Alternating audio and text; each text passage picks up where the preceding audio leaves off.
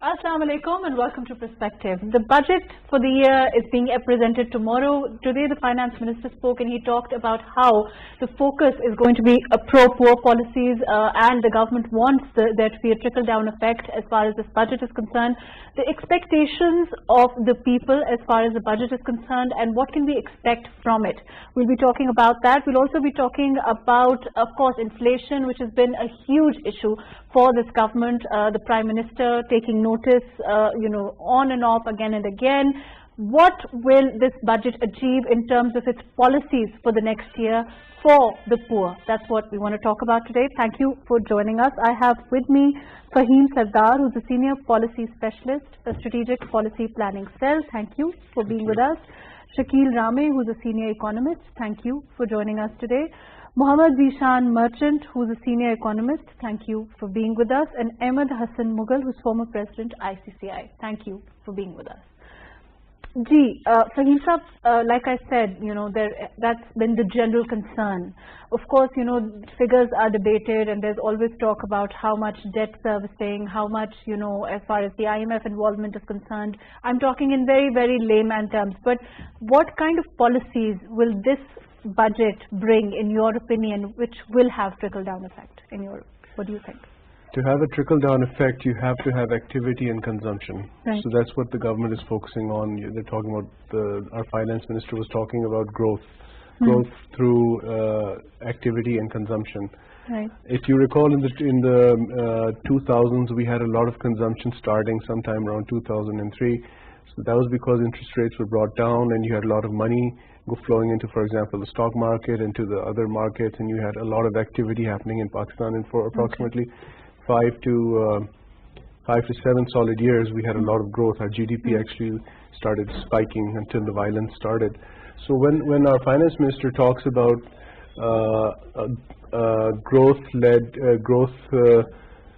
when he talks about aggressive growth, he's talking about activity and consumption, and that will happen only when interest rates remain low, when basically there's stability in policy and in the social order, and people are allowed to sort of do business more freely when it comes to tax and regulations and things like that. So, but the intention is very clear. The government has been very clear about a 3.94%, as you said, can be debated, but right now that's the official figure. Right. Even if it is more or less, that's not the point. The point is there's been a recovery. Okay. And there's been a broad-based recovery in agriculture services, manufacturing, and even large-scale manufacturing, which experienced a lot of growth, just shy of 10%. So what we're talking about is that when an economy is supposed to grow, let's be very frank and very simple about it. There has to be a lot of activity in it. So the government is focusing towards more activity, and that will depend on a few things which the government is going to try to cater for in the budget. However, the budget will be dominated by debt servicing, PSTP allocations, and defense expenditures. Okay. What are some of the things you're saying that some of the things that that activity will depend upon? Activity depends upon, just take yourself as an example. Why would you consume more? Okay. Because you can. That sounds very, overly simplistic, but that's the truth. But doesn't that imply that people will have money to spend? That's where the trickle-down thing starts. You see, when the economy starts moving from the top, from the big players or the big parties, or let's say from the top end, that's where the trickle-down starts, into the smaller groups, into the SMEs, into the micro-SMEs, into the households, into the salaried individual. There has to be more activity. Let's put this into very plain, simple language. Okay, let me come back to you. We'll talk more about that. I'm going to go to Shakil Saab. Shakil Saab, do you agree? You think that, of course, we want more activity, but do you think this budget will be able to focus on those things and that it will garner the kind of trickle-down effect that is needed at this time, that is very crucial? To comment on the budget, we have to wait till tomorrow. Right. Definitely, until we don't have any document, it's all about the speculation. So whatever I think I can say. You can speculate. So, but it is not a good habit. Okay. On the trickle down, personally, I don't believe in the trickle down. There is no trickle down. Okay. If you are talking about the trickle down, so what is happening in the champion countries of the trickle down? Accumulation of wealth. Okay. I can give you an example of the Pakistan. This year, so we are celebrating that there was a growth in our export and textile sector was 17.7%. You know that 30% exporter has been decreased. It is not figured by me, it's a figure by Zubair Motiwala, a famous businessman. So that means you are excluding. So if the numbers who are the beneficiary of the system, they are in decreasing, but you are showing that your activity is happening and there would be trickle down. So trickle down, you have to have a very strong hand. There is no natural trickle down. There is accumulation of wealth. So we have to wait for the budget, so what will happen. But we expect, as today France Minister was talking about the agriculture. And we are listening this about for some time. Prime Minister is meeting to the agriculture community. But we have to be very clear.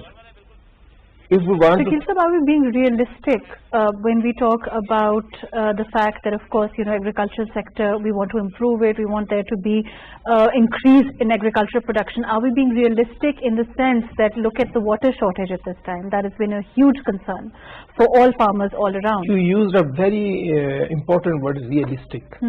We are listening a lot of things. I don't think so we are talking realistically. We are listening a lot of things about the middleman. We will eliminate the middleman, government is saying. So what is the alternative? Middleman is the ATM machine for the small farmers. And we have from 8.4 million farms, we have 7.2 million farms less than 12 acres. And from that, I think the 3 or 4 million farms who are the less than the 5 acres. So the middleman is the ATM machine. Middleman provides the loan to the farmer for the kids' education, their marriage and their health issues and for social liabilities. Middleman is a marketing agent because most of the products of agriculture, they are the perishable products. And farmers cannot afford to lose this value by bringing it to the market because there is no transportation system. So he is playing this role. And government is simply talking about inflation is due to them. That is not the case. There is a systematic problem. You are not regulating him. That is the problem. But to eliminate, what is the alternative? No alternative. A few days back, I think some government official was talking about, we will encourage farmers to take loan from the private sector to store their products or transport. It means you are trying to replace an old and a middleman with the new high-tech guys, with the new babus or the states. The bigger middleman. So what is the difference you are creating? So on the other side, when we're talking about agriculture, growth target, we need to talk two things. Growth-oriented agriculture interventions, that will definitely come by the engagement of the private sector. Either from the Pakistan, either from China, as under the CPAC, we are expecting some agreements on that. But second is development. In development, we need to look at a subsidy policy. We need to finish this blanket subsidy policy. We need to go for that targeted subsidy. Because if you look at that, government is giving the subsidy of 1,000 per bag. A farmer with 2 acres, can he afford to buy that? No. The big farmers or the big people, they will benefit from it. You need to look at that. What for whom you are designing and which intervention. If you are designing it for the small farmer, poor farmers, that means you have to give them very concessionary, not the 1,000. Maybe you have to provide the bag on the 1,000 and eliminate this blanket subsidy. And farmer is not responsible for the food inflation. Look at the products: chicken, eggs, vegetable ghee, sugar. Either farmer is producing this stuff. No. Our farmer is producing potatoes, tomatoes, and onions. Look at their prices; they are going down, sharply going down. So, and one side and other side is farmer is also being affected by this because he will produce only 1 or 2 commodities. Rest of all commodities he has to buy from the market. And we are blaming him or the middleman. So we need to be very realistic. Mohammad Zishan sahab, are you following our discussion so far? How do you see things? Do you think the targets, the hopes as far as the agriculture sector is concerned, are they realistic in your opinion? First of all, let me say one has to be optimistic. If you are not optimistic, then you will not be able to achieve the desired results. You have to be focused, you have to plan. And what I see that the government now has laid down some plan, they are serious about it. And the change that has been brought about by bringing in Shaukat Tareen Sahab is that he needs business at this point of time. Government of Pakistan needs business at this point of time, because unless you don't control some of the things, there is going to be a doomsday for Pakistan, because you see, the challenge is that the circular debt is going to become another monster for Pakistan, just like your payments, interest payments.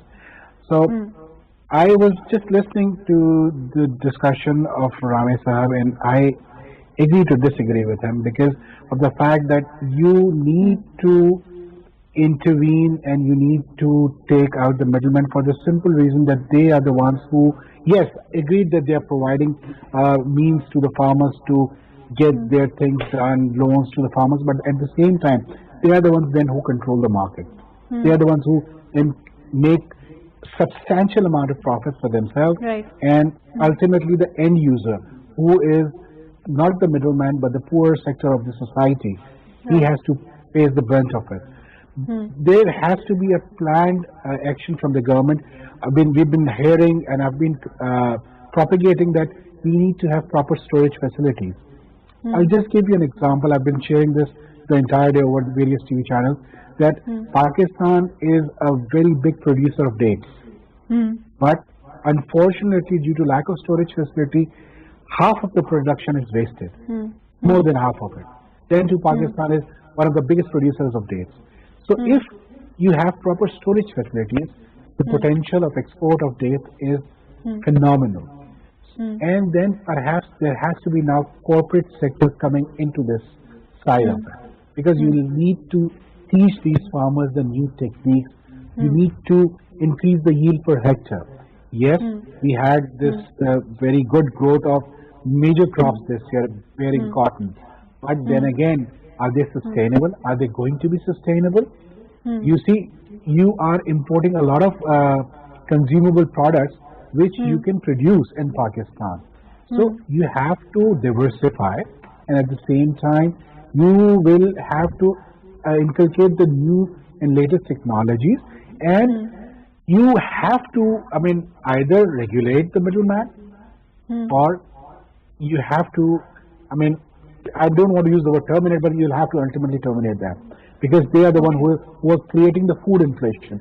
Otherwise, inflation is controlled, but your food inflation is not controlled. What was pleasant to learn from Shaukat Saab today, that he has some roadmap. Imran Khan Saab has directed him that he needs to bring down the inflation. How inflation can go down? Only thing is that we have to have more activity. If the government wants to spend in public sector development program, I am sure that's going to generate more jobs. But is the government serious about it? You need to then, and the other sector, the other from the taxation perspective, I'd just like to say that there is a lot of undocumented sector in Pakistan. The government now must focus to bring that undocumented sector into the documented economy. Because unless they are brought into the sector, it is the existing taxpayer who are going to face the brunt of everything. Though Shaukat Saab has very candidly spoken today that he wants to do away with the audits, and he wants to outsource the audit. But haven't we tried it in the past? Haven't that failed already? So why do we want to try that again? So I do not agree with the policy of audit being outsourced, because bearing few multinational and big corporate giants, nobody maintains books of accounts properly in Pakistan. It's a open fact, and once they go to the external auditors, things are not going to look good for Pakistan and for these companies. And then again, all those who are already in the system will be discouraged, will be penalized, will have to face this phenomenal task of maintaining this. The focus should be, at this point of time, is that we need to expand the tax base, and to do that, you need to lower your tax base. Because it's a, it's a no-brainer. Let me come back to you. I'm going to go to Ahmed Hassan Saab. Ahmed Saab, you agree, of course, with some of the things that Zishan Saab is talking about. He said that the government needs to broaden its tax net. It needs to bring the tax. Of course, that's something that has been of concern to the government for a long time. Do you see that happening in this budget? Definitely, I agree with him that the tax needs to be lowered down. The problem with this economy is that mostly there is no incentive for anyone who is paying taxes. As a businessman, I can tell you that doing business in without being documented is much more easier and simpler, as well as more profitable, rather than being a proper, having proper documentation and paying all your taxes. So the tax rate definitely needs to go down. You take an example of probably rental agreements also. That rental taxes, the taxes on rental income are really high. So what mostly people do is they try to evade as much as possible. So one of the basic reasons of that is that it has to be a simpler way of filing your taxes. We definitely agree.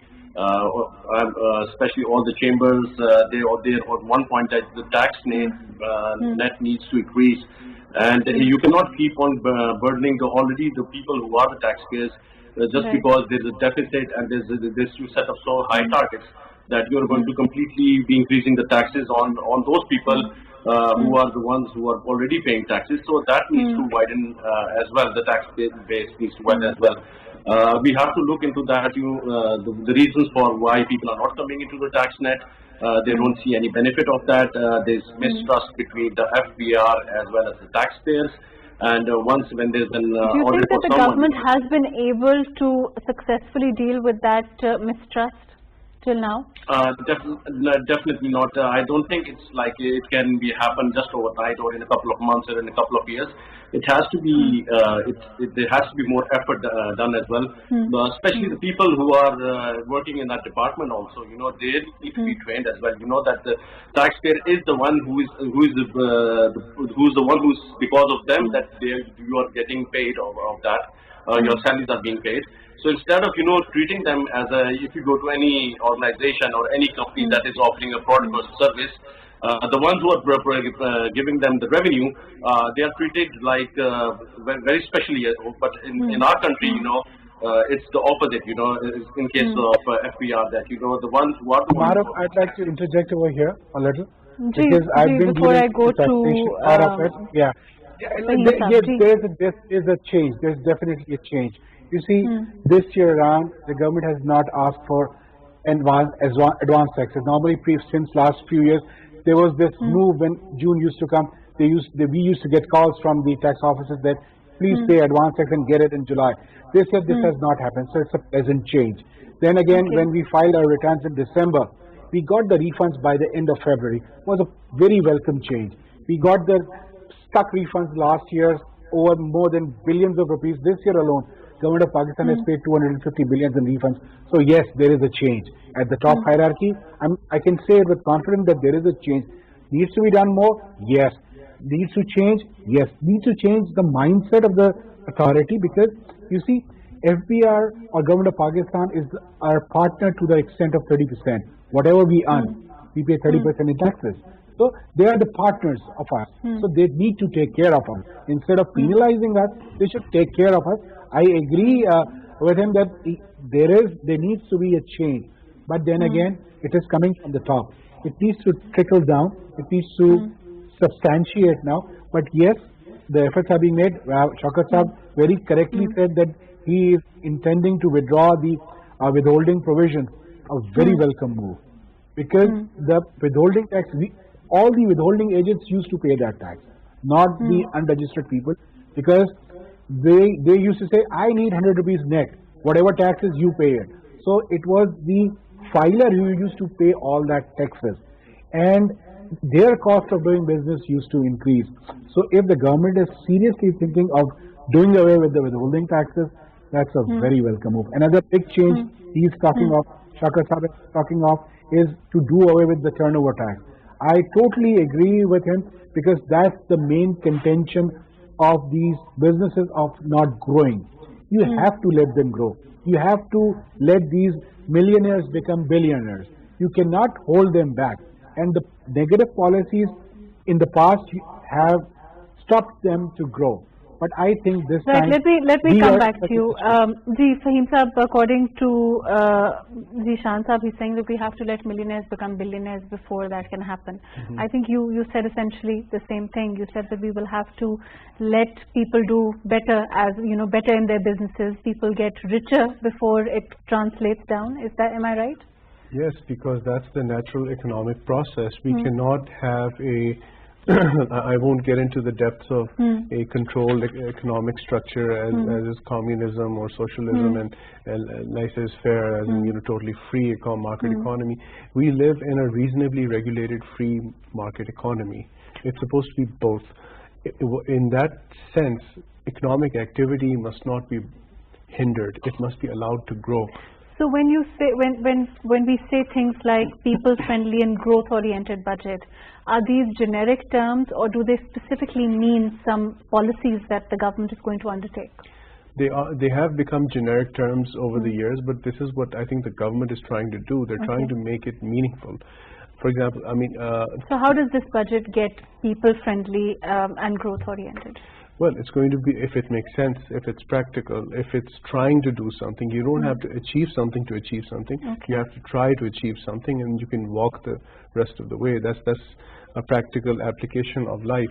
You see, we cannot just go by bookish understanding of anything. We have to be practical about Pakistan right now has done some amazing things, and I'm very happy that one of our colleagues has pointed out something that I've been pointing out on all the programs that I've been on, that the government of Pakistan in the past 2 years has returned more than 200 billion rupees in stuck tax refunds. I don't hear anybody talk about this. It was the businessmen who were screaming at the top of their lungs that our money stuck in FPR, that money's been returned. Now it's being done electronically, automatically. I don't hear anyone talking about it. So there's a certain sense of pessimism that we need to get over. I'm over it. So that's why I'm talking about the future. So you said the budget. The budget will be constrained, and I'll start with constraints first. With the debt, with the PSTP expense, and the government defense expenditure. Now, defense is not skyrocketing. It's gradually growing, and at one period it sort of plateaued. But you see, an expenditure is not a problem as long as you make money. Now, if Pakistan can increase its tax revenues, its exports, and very importantly, I'm going to say this very, very intensely, as long as we can plug our hemorrhages. I'm just going to save that quote for my husband. An Okay. expenditure is not a problem as long as you make money. And you can of course tell him someone told you that, and I'll be in trouble. The point is that if Pakistan can just start plugging its hemorrhages, cash and non-cash hemorrhages, something that I'm studying, and believe me, we have enough money. I know this sounds crazy, but that is the truth. You cannot expect to have a happy nation or a happy budget or a happy survey with your water left open, nobody's being held accountable for anything. You have to sort of plug those holes. The piping must not leak anywhere, and then you can talk about hardcore planning and this and that. Right now, in summary, what I'm trying to say is that at least the government has shown an intent. Actually, not today, but since it came in that we're going to grow, but with discipline. So then, before I go to Ramesab, so then in terms of the last budget, if you compare, are we in a better position today? I think the government at a macro level is in a much better situation. How your fiscal space is better. You've got more foreign exchange coming in through market mechanisms, not through simply loans, because although some of the Russian digital accounts, around about 70%, can be called loans. Now, at the end of the day, that's a market phenomena that we've created for ourselves. That's the right thing to do. But in last year, it was like a firefighting budget. This time, it appears that there might be more room to play with, because as our colleagues were saying, I'll just add the numbers to it. For 11 months, the FPR collected 4.1 trillion rupees, as opposed to 3.5 trillion in the last 11 months. So that's like a huge increase, and that's in a COVID situation. And if, yes, we need to increase our tax base and all that, but at least we're trying. Do you think that, let me go to Ramesab. Ramesab, do you think, we've been talking consistently since this government came in, they've been stressing on increasing the tax base. Do you think they've made inroads in that significantly? I think the numbers, they're telling us that it has been increased from the last year. So that is a good sign. But we have to see from where the tax is coming. We are importing automobiles, are assembling or by importing their parts. So this sector is heavily taxed, Either we are getting these taxes from there, or the taxes base are the sustainable. Okay. So we have to be very clear on that. We will look at that in the detail when all the documents will be released. We will look at that. How from where we are getting the taxes. So that is the one thing. Okay. And other thing is the rationalization of the tax. To whom we have to tax.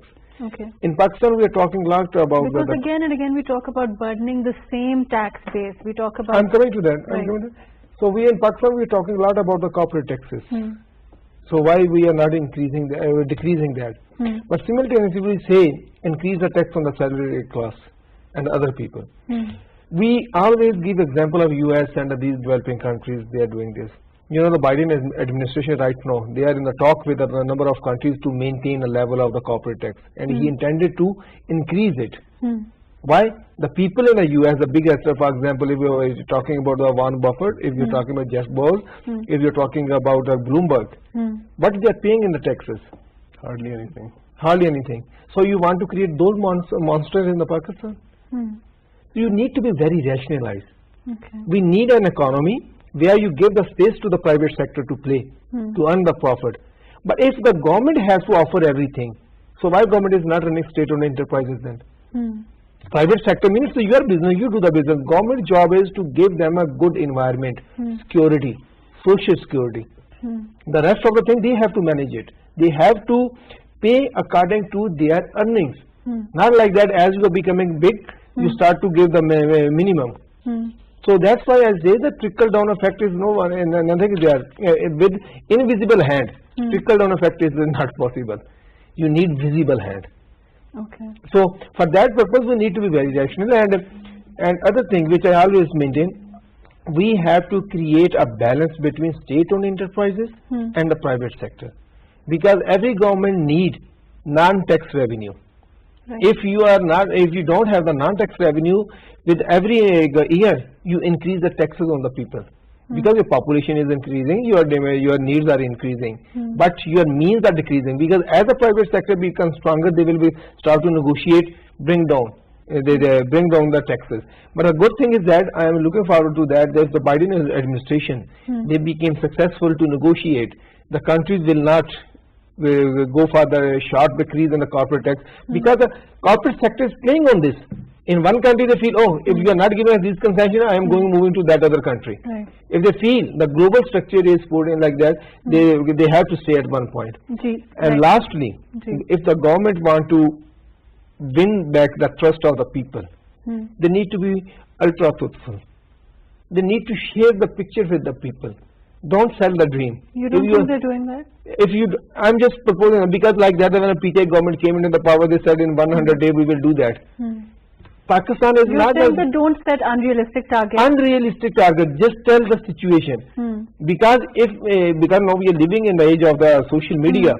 If you are not if you are not delivering what you have promised, very hard to elude. You're saying. So they need to be very clear that look, we are trying this, we will do this, and we will hope we will get to we will reach that point. But we will not sell you a dream that everything will be changed. We need to be very clear. Economies don't go for the worst in the 4-5 years, and economies don't revive in the 4-5 years. Just one example. Expectations, you're saying that expectations from this budget need to be very low. We need to be realistic. Not realistic. It can be neither way. If the government have instruments like on the CPAC, we are getting the relocation of industry in the second phase. We are getting the agriculture cooperation. 2 big dams are will be start constructed in the coming days. ML1 will be in the pipeline. So we can maintain high growth rate. Right. But we have to tell the people from where we are getting it. For that purpose, we need to strengthen the CPAC authority, because they are the central body from where all the decision will be taken. Right now, that is not happening. We are saying the ease of doing businesses and ranking is improving, but what is at the ground level?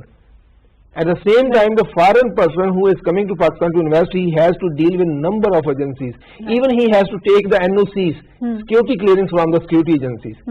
In this situation, and if we compare it to the Bangladesh, where you apply online, you get the permission. So where the investor will go? Zishan Sahab, I hope you've been following. We've been talking about whether it's realistic to expect this budget to be significantly different. To achieve, perhaps we need to have our expectations low or realistic, and we need to focus and perhaps give the economy a lot of time to see the kind of revival that we're hoping that it will have.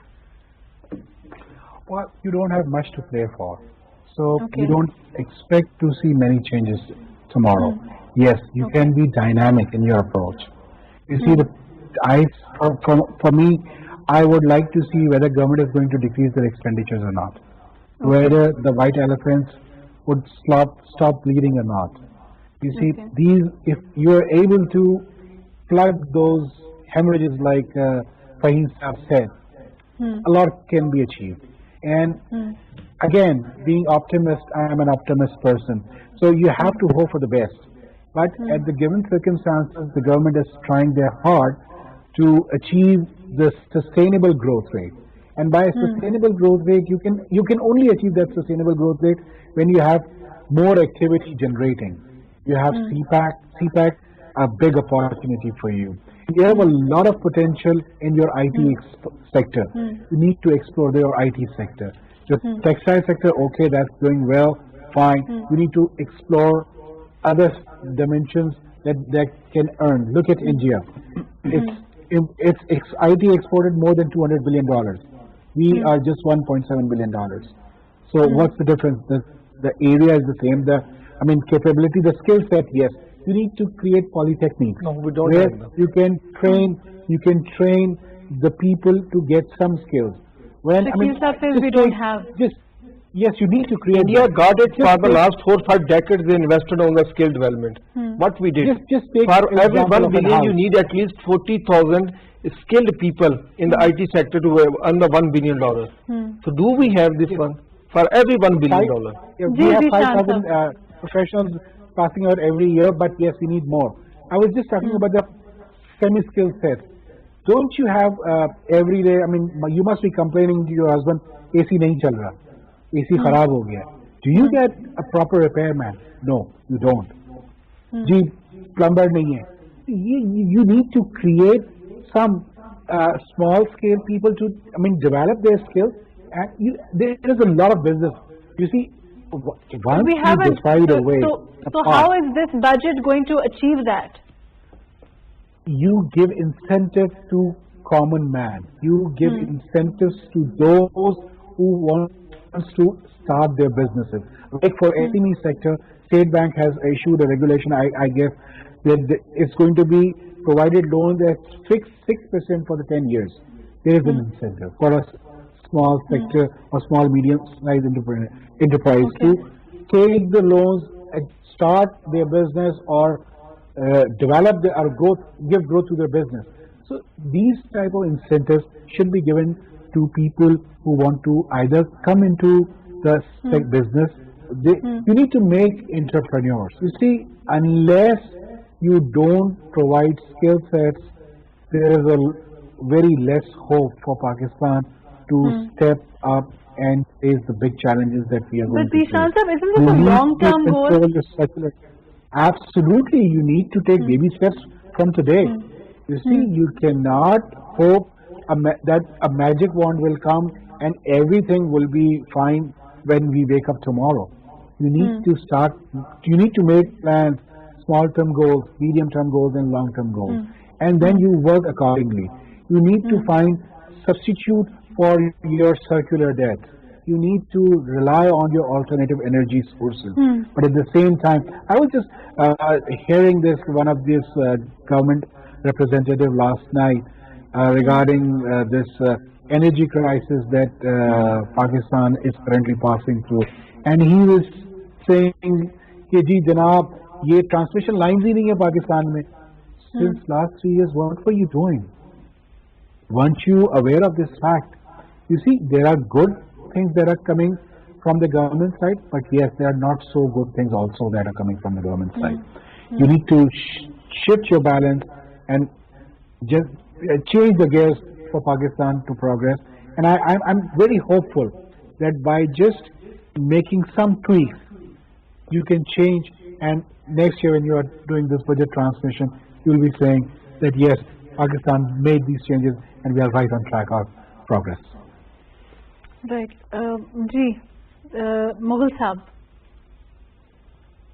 can you hear me? Yes, definitely. What we have to look at is that, we have to have a long-term plan, like, honorable guests as well you mentioned. We have to work as a nation. There has to be a goal that we need to look forward to, or we have to achieve that. Either it has to be in terms of education, skill development, or any kind of target that we have. What happens is that there's no continuity of policies, and there's a keep continuously changing of taxation and these kind of things. And there's some SROs that are issued for a short period of time. So we have to, the government has to look into, they have to include the stakeholders from the business community. Those are the ones who want to make, want to increase capital. They want to employ people. They have to. They're willing to pay taxes. But those people are usually not taken into consideration. The suggestions that are provided are not usually taken into account. And then there's a budget is announced, and then you have a big uproar, and the business community complaining. So hopefully, this government has changed a bit. They have taken some of the businessmen with them, their suggestions into account as well. So hopefully, we're hoping that there should not be a lot of increase in taxes. We hope, because there's going to be a huge due to COVID. There's going to be a huge shortfall of collection of taxes also. But hopefully, they don't decrease a lot of taxes, and we're hoping that unfortunately, we're running out of time. at least if they cannot provide relief to the business community, right. they can I'm at going least to go not to increase Fahim Saab. Fahim Saab, the significantly. last question from you. Very basic question. When the common man, or you look at the budget, they want to assess what's going down, what's coming up. So again, I want to go there. I want to ask: do you think that in terms of pricing, there's going to be some relief? You think there's going to be some relief for the people in terms of, perhaps the inflation coming down, the food necessary items perhaps going down a little bit? Because that's been a cause of concern. Yes, of course. Inflation has been a major issue, and one of the ways of dealing with inflation is to start managing, not manipulating, managing supply. Right. It's about demand and supply. I won't get into that in too much depth, but the point is the budget will, I think, definitely, and I'm pretty sure this is what's going to happen. Okay. The budget is going to have some kind of a link to consumption, linked to price. Okay. Now, if you consume more, you'll pay more. If you consume less, you will pay less. So there's going to be some kind of attempted balancing act. Okay. For low consumers, for smaller users, and we'll see how that plays out. Okay, thank you so much for joining us today. Thank you for being with us. Fahim Sardar Saab, Shakil Rame Saab, Mohammad Zishan Merchant, Ahmed Hassan Mughal Saab. Of course, we'll know tomorrow what's coming down, what's going up in terms of the food items, essentials, necessity items, all of that. Let's hope that there will be the kind of relief that the people are expecting, they've been hoping for as far as the government is concerned. There will be, perhaps things will come down, the necessary food items. There has been a lot of concern. The Prime Minister has again said and taken notice on inflation a couple of times. Let's hope that we see a sustainable growth. We see, of course, if we talk about the budget, we talk about the economy, there has to be, like we spoke about today, real